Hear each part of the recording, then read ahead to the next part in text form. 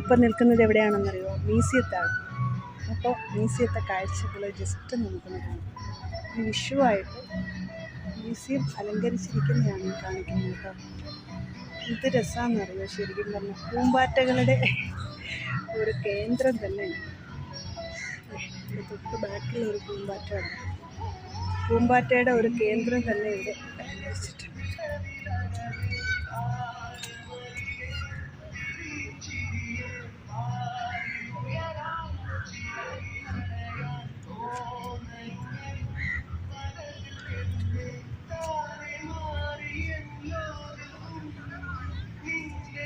എന്ത് രസമാണെന്നറിയാം കാണാൻ.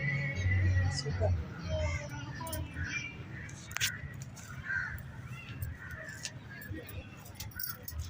പൊളി. നിങ്ങളും വരൂ, നിങ്ങളും വന്ന് ആഘോഷിക്കൂ വിഷുവൊക്കെ.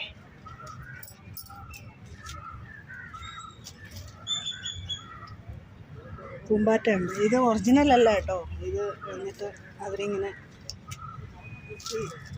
തകരത്തിലൊക്കെ ഇങ്ങനെ ചെയ്തു വെച്ചിരിക്കുന്നതാണ് സംഭവം. പക്ഷെ കണ്ടു കഴിഞ്ഞാൽ ഒറിജിനാലിറ്റി ഫീൽ ചെയ്യും നമുക്ക്. പക്ഷേ ഇതൊന്നും ചെയ്യാൻ പറ്റില്ല.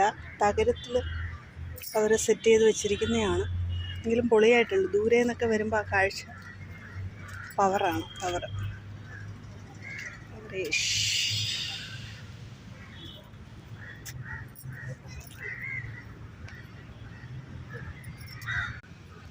എന്നിട്ടത് പഴയ ഒരു പൂവ്. എന്ത് രസമാണെന്ന് അറിയാനാണ്. വലിയ പൂക്കളാണ്. വയലറ്റ് പൂവാണ് സംഭവം.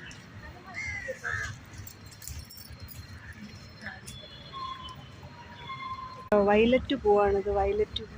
ഞാനപ്പോൾ വയലറ്റ് പൂവിൻ്റെ ഇടയിൽ ഇങ്ങനെ നിൽക്കുകയാണ്. കണ്ടോ ഹായ്സ്? കണ്ടോ എൻ്റെ കുട്ടിക്കാലത്തൊക്കെ നമ്മൾ വയൽ വരമ്പിൽ കാണുന്ന പൂവാണ്. ഇപ്പോൾ സംഭവം ഇത് വന്നിട്ട് ഇവിടെ ഇങ്ങനെ മ്യൂസിയത്തുണ്ട്. നമ്മൾ വയൽ വരമ്പിൽ പോകുമ്പോൾ കുളിക്കാൻ തോട്ടിലും ആറ്റിലും ഒക്കെ പോകുമ്പോൾ വയലിൽ കാണുന്നൊരു പൂവാണ്.